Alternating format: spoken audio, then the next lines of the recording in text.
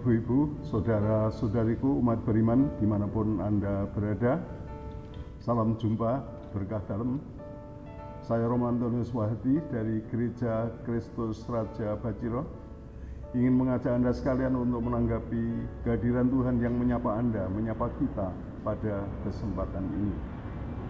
Marilah kita menanggapi kehadiran Tuhan dengan membuat tanda kemenangan Kristus dalam nama Bapa dan Putra dan Roh Kudus. Amin. Kita dengarkan sapaan Tuhan untuk kita melalui Injil Santo Matius bab 23 ayat 1 sampai dengan ayat 12. Berkatalah Yesus kepada orang banyak dan kepada murid-muridnya, katanya, ahli-ahli Taurat dan orang-orang Farisi telah menduduki kursi Musa.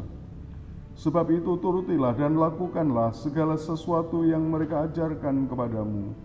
Tetapi janganlah kamu turuti perbuatan-perbuatan mereka, karena mereka mengajarkannya tetapi tidak melakukannya. Mereka mengikat beban-beban berat, lalu meletakkannya di atas bahu orang, tetapi mereka sendiri tidak mau menyentuhnya. Semua pekerjaan yang mereka lakukan hanya dimaksud supaya dilihat orang. Mereka memakai tali sembahyang yang lebar dan jubah yang panjang. Mereka suka duduk di tempat terhormat dalam perjamuan dan di tempat terdepan di ruang ibadat. Mereka suka menerima penghormatan di pasar dan suka dipanggil rabi. Tetapi kamu, janganlah kamu disebut rabi, karena hanya satu rabimu, dan kamu semua adalah saudara. Dan janganlah kamu menyebut siapapun bapa di bumi ini, karena hanya satu Bapamu, yaitu Dia yang di surga. Janganlah pula kamu disebut pemimpin, karena hanya satu pemimpinmu, yaitu Mesias. Barang siapa terbesar di antara kamu, hendaklah ia menjadi pelayanmu. Dan barang siapa meninggikan diri, ia akan direndahkan. Dan barang siapa merendahkan diri, ia akan ditinggikan.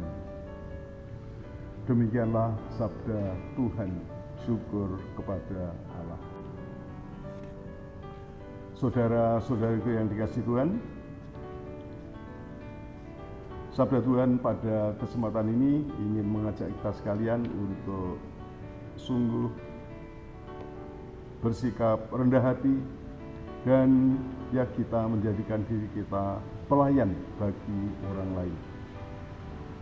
Dikatakan tadi, barang siapa merendahkan diri akan direndahkan. Barang siapa meninggikan diri akan direndahkan. Dan barang siapa merendahkan diri akan ditinggikan. Bapak, Ibu, dan saudara-saudara yang dikasihi Tuhan, ya kita semua di tempat kita masing-masing mempunyai peran. Ada di antara Bapak, Ibu yang jelas peranannya ya sebagai Bapak dan Ibu, plus peran kita di tengah-tengah masyarakat sesuai dengan profesi kita masing-masing. Ada yang menjadi guru, ada yang menjadi tentara, ada yang menjadi dokter, ada yang menjadi perawat, dan ya macam-macam profesi ataupun pekerjaan yang lain. Dan kita semua dipanggil lewat profesi, lewat tugas yang ada pada kita diharapkan berperan di dalam kehidupan ini.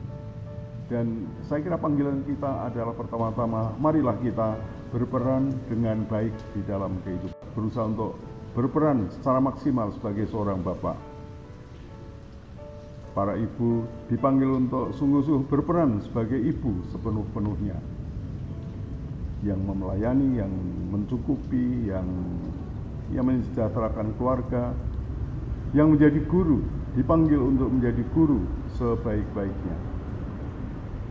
Saya sebagai imam pun juga merasa dipanggil untuk sungguh-sungguh melayani umat sebaik-baiknya, selengkap-lengkapnya. Saudara-saudara yang dikasihi Tuhan, itulah panggilan kita. Kita dipanggil untuk melayani. Dan melayani artinya melaksanakan memenuhi apa yang dibutuhkan orang lain. Kita harapkan bahwa kita dapat melakukan peran yang diberikan itu dengan sebaik-baiknya. Saya mengenal seorang bapak yang kalau rapat di gereja itu kelihatan capek sekali karena dia langsung datang dari kantor. Saya pikir, bagaimana ya kalau bapak ini ada di rumahnya? Apakah juga sempat bercengkrama dengan anak-anaknya? Dia sendiri kelihatan capek sekali pulang dari kantor. Ternyata bapak itu mengatakan, ya di rumah memang harus ada waktu untuk anak-anak. Di rumah saya mesti memberi hati untuk anak-anak. Di rumah saya mesti bisa bermain-main dengan anak-anak. Ya, bapak itu tahu apa yang menjadi kebutuhan anak. Ya, sapaan, kasih sayang, kebersamaan dengan orang tua.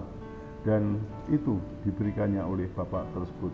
Walaupun dia capek, walaupun dia membawa banyak beban dari kantor, beban pekerjaan, beban pemikiran, tetapi ya pada saat di rumah dia juga harus memperhatikan apa yang menjadi kebutuhan rumah, kebutuhan untuk disapa, kebutuhan untuk ditemani, kebutuhan untuk ya menikmati sukacita di dalam kebersamaan, di dalam keluarga.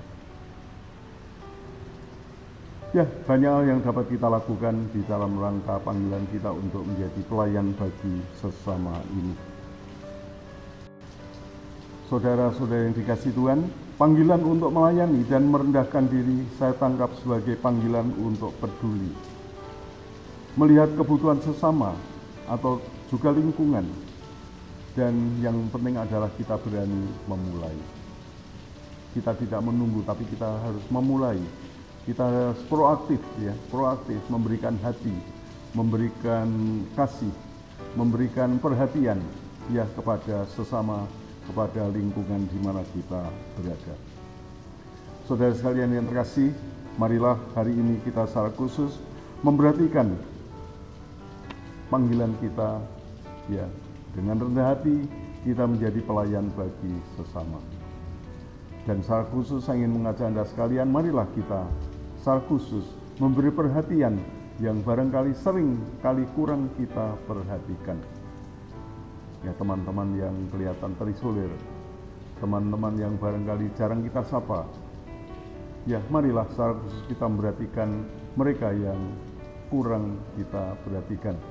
Dan semoga dengan demikian cinta kasih kita lebih tulus, cinta kasih kita lebih mendalam, cinta kasih kita lebih berkembang.